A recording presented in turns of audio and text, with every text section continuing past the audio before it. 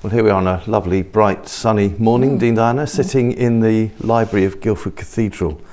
Thanks ever so much for agreeing to have this conversation. As you know, we're thinking about women of Stag Hill and trying to assemble a project on that, a focus on that here at the cathedral. And you are indeed a woman of Stag Hill. And how you got here is fascinating. So tell us a bit about your journey from California to the Royal Albert Hall via Peckham and Dulwich and all sorts of other things, no doubt. Well, I was privileged to be able to come here to work in 1978 for 6 months. I'm a sound engineer by training and was doing that and had the opportunity of working for 6 months with a musical that was on tour as sound engineer. And then towards the end of that 6 months' time, I had an inkling that God might be encouraging me to remain in Britain. And so I made a deal with God that I would, as long as I didn't end up in a little terraced house in a city, but I ended up in a little terraced house in Camberwell. And then in due course, I continued working as an engineer, and in due course, again, I realized God was calling me to ordination. So I was ordained, and following 26 happy years in Peckham and almost the same in Dulwich, I applied for the post here, and that's how I came to Guildford. And here you are. Lots of people make something of the fact that you are the first woman dean of this diocese. I wonder how significant that's felt to you in your time here.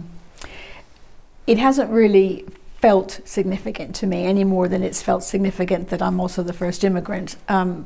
But I realize that it's significant when sort of looking outwards. It's significant that women are in senior leadership in the Church of England. That's very important. Indeed. It's important that women and men model that leadership together. So that itself is significant. So sort of from outside looking in, I think it's very important. Yeah, and there's a percentage of deans, women deans? It's about 20% of the 20. deans in total, or acting deans, are women. Yeah. And of course that's considerably higher than currently diocesan bishops. Yeah. So there's lots more work to do, but that's still quite good. But the deans are ahead of the curve, Always. ahead of the pack. Always. Excellent. I was thinking about this earlier, I imagine there may have been a number of moments or events in your time as dean where being a woman in the top role has been important to you. Could you tell us about one or two? I've been thinking about that. One certainly more recently was, pardon me, when Anne Milton was our MP for Guildford, and she gathered together 4 generations, as it happened, of women around the anniversary, the centenary of women's suffrage. Okay. And it was such a privilege to be in that group where there were women themselves or their slightly older sisters had actually worked towards suffrage and remember women first voting through the next 2 generations, and then the younger generations of women for whom the world's their oyster, really, with still difficulties, but young women who are going to be able to follow in the footsteps of those suffragettes and suffragists, and to be in that gathering and counted among them was really a privilege. So certainly I shall remember that. The right time in the right place, clearly. Okay. That leads us very nicely into the contribution of previous generations here in the cathedral itself. The author Juliet Dunmer, herself a woman of Stag Hill, has kindly recorded for us a video highlighting the particular importance of her grandmother, Prudence Morph, and Eleanora Iredale, and other key women in the building and the fitting out of the cathedral itself. I wonder to what extent that history has informed your own thinking as around the women leading here in the cathedral. I was very struck when I first visited the cathedral before I put in my application that one of the first things that you can see when you come in is on the north wall there is a lovely window which is not too high, it's accessible, you can read it all, and it's to Eleanor Iredale. And she was a woman who had simply been recruited to be secretary to the Cathedral Building Committee, and it was her idea of one of the earliest crowdfunders, really, of a buy a brick campaign. So she suggested that they try it, and what a success that was. Yeah. And so she's commemorated in the building. Prudence Morph's contribution is all around us. The first woman design director of heels, an incredible designer in her own right, working with her husband. The color palette is still hers. She approved every single design of more than 1,500 kneelers. She's there. Most of those kneeler makers were women. We have their stories too. And on the outside, the south doors, which were the processional entrance to the cathedral, lovely, huge bronze doors. Yeah, they are. And although we might say now we need to rethink it because it's occupations of women on one doors and occupations of men on the other doors, but for their time, it gave an equality to women's occupations and men's. The panels are exactly the same size, the same beautiful carving, the same value and shape and contribution to the building. And that's got women built in with men right from the very start. And that was striking then. And we're telling that story over and over again, aren't we, in our generation? Telling it and being part of it, yeah. Okay, so here comes what we both thought was an odd question, I think, in some ways, but how do you think that having a woman dean and indeed other women in key roles during your time here might perhaps have affected the spirituality of the cathedral? I think time might tell. I'm not sure that there is a difference that's gendered about spirituality, but I do think that generally there are different ways of expressing oneself.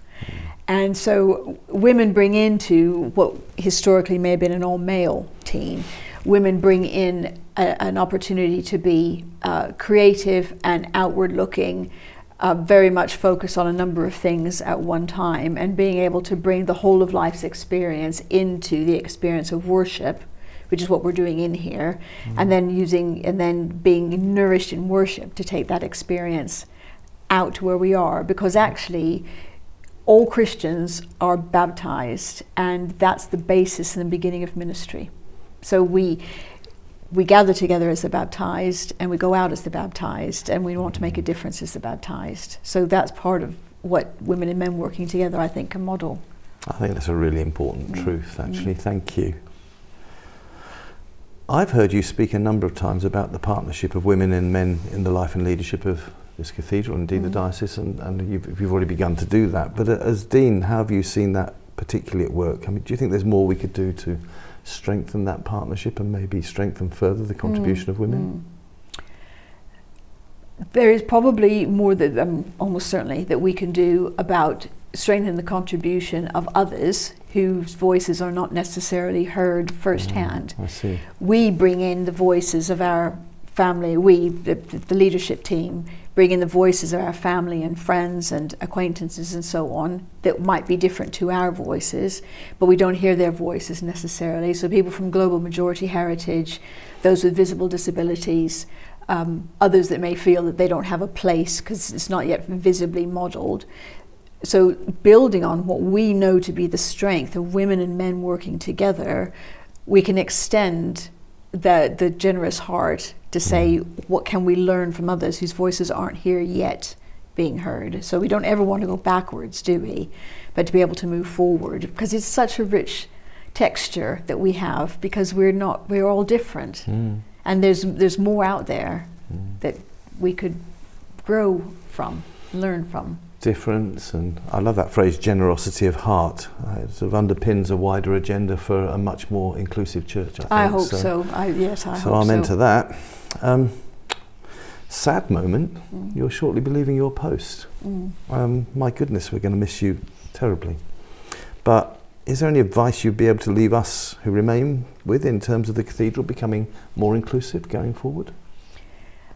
I think it is something about that generosity of heart. Okay. We have grown in our welcome, in our understanding of what that means. A welcome, come and join us. You're very welcome to join us. We'll introduce you to how we do things so that you can become part of us. But actually, welcome is much deeper than that. It's saying, this is how we've done things so far. You joining us is going to change that, because the us will be different. If we're majority meat eaters in our family, and when we have vegetarians or vegans for a meal, we don't say, come and join us. We eat meat. So you eat meat and we'll tell you how to like it. No, we adjust the menu. We work on the menu together. And so I think that creativity that we could continue to grow here would be a wonderful aim for the future in terms of being that truly inclusive, which says, come in, change the menu, move the furniture, let's be in this together, us and us.